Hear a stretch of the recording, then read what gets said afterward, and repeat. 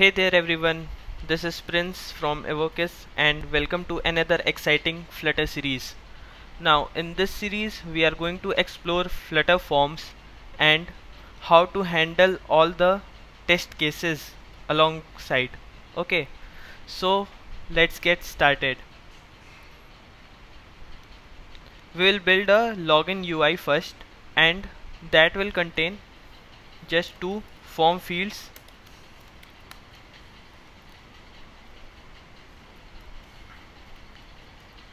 One will be for login and another will be for password.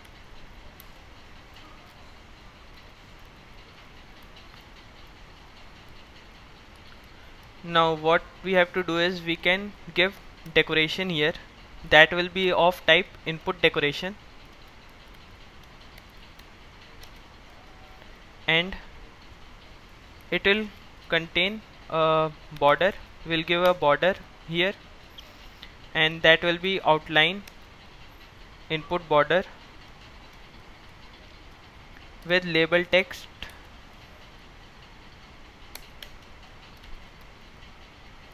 Label text will be email, and similarly we'll copy this for password also and give a label text of password.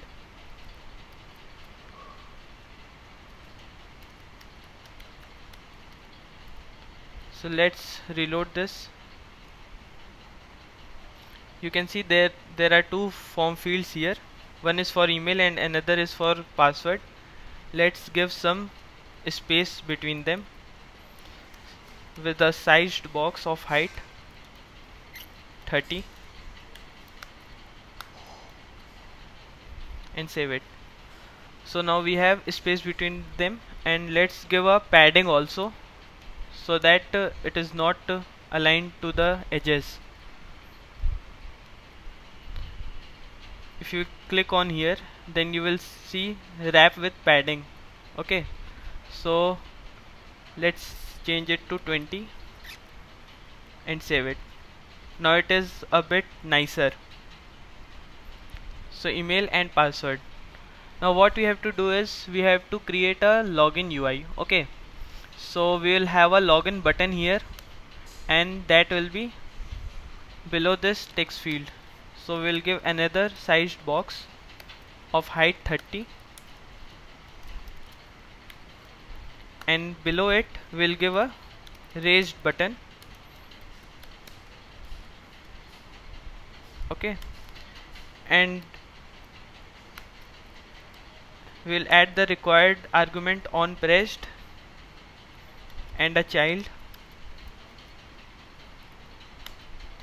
This will be a text, and that will be login. Now currently we are not doing anything here on pressed, so this is a empty function. Let's create a function here now.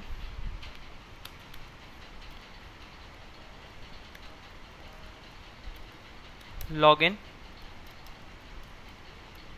and we'll pass this function as a reference to our on pressed event. Now see how I am doing this is basically a reference to the login function here. If you go to the definition of on pressed, then it is a void callback. Okay, so what is basically a void callback? It is a void function, and as you can see here, our login function is also a void function. We can write here void, okay, to keep the type correct. So login function is a void callback, so we can pass it as a reference here. Now let's see if now let's add some text field controller here so that we can check our email and password text. So text editing controller, email controller is equal to new text editing controller. Okay, now similarly we will make another text controller for password, and that will be, I will change this to password. Okay, now our text form fields take controller, so we'll pass the controller here. This one will be our email controller, and the down one will be our password controller.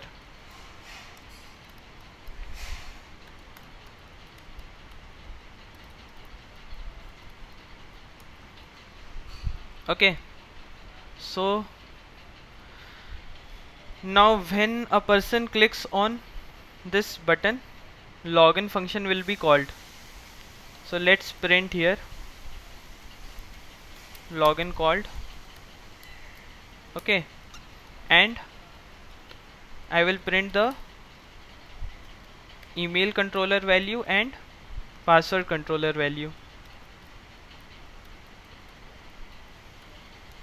So email controller dot text, and similarly I will print password controller dot text.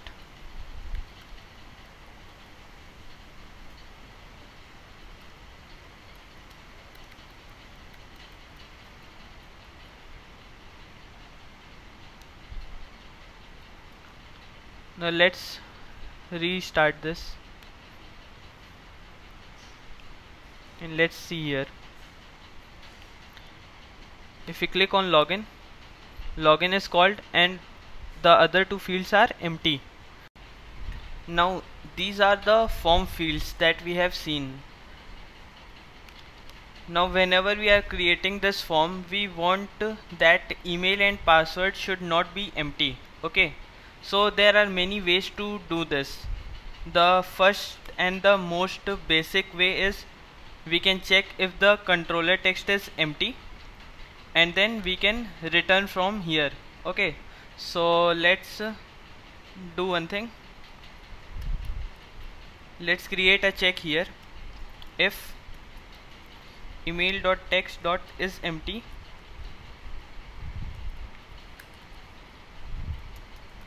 so if it is empty, then we will return, and right now what I will do is we will print here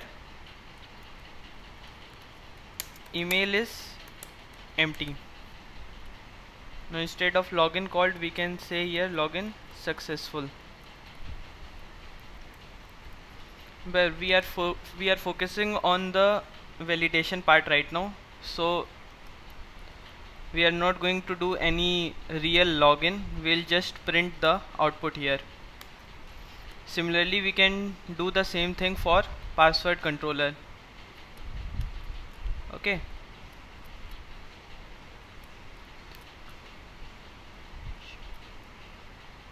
and here I will say password is empty, and then I will return because I don't want the login to be successful. Now let's restart this, and now see here email is empty. Okay, now what we can do is,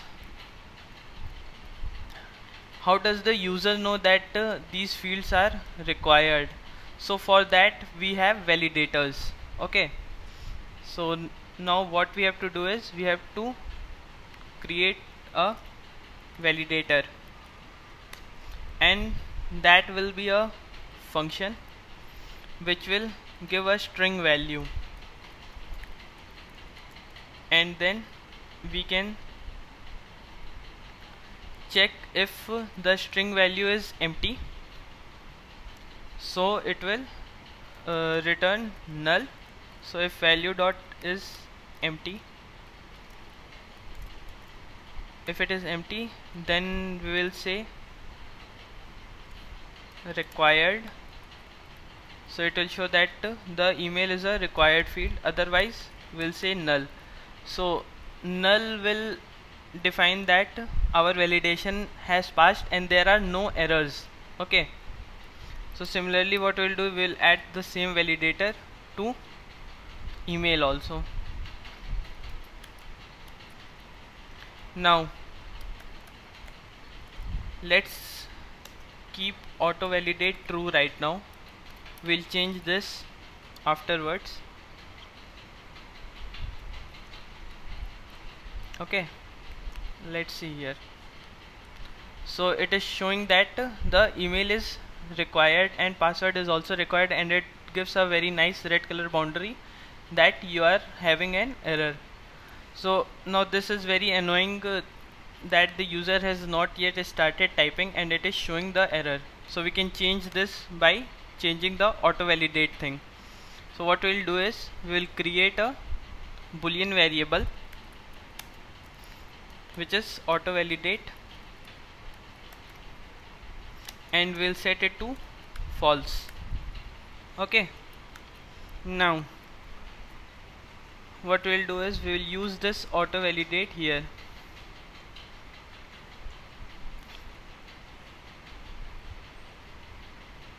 Let's move this from here to here inside the state. Now instead of auto validate we'll use our variable auto validate.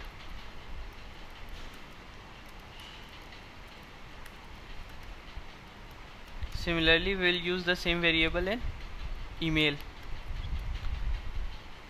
Now what we have to do is, if email is empty, okay, that means we have to show the user that it is a required field. So what we'll do is we will set state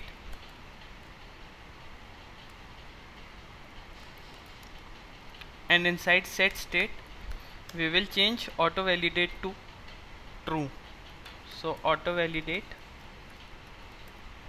equal to true. Now once the user has left empty fields and clicked on login button, our auto validate will become true.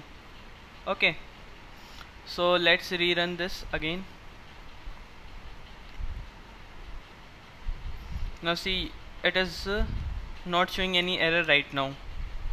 Okay, now once the user clicks on login, it will start showing that both these fields are required. Okay, and now when I start typing something, it will automatically remove the error. Okay, and similarly this. So this is the most basic form of validation that we have added to our form fields right now. Now this is not a very good way of handling the errors here inside our form fields. So in next video what we'll do is we will wrap all these form fields inside a form widget and we will validate the form widget directly. Okay, so see you in the next lecture.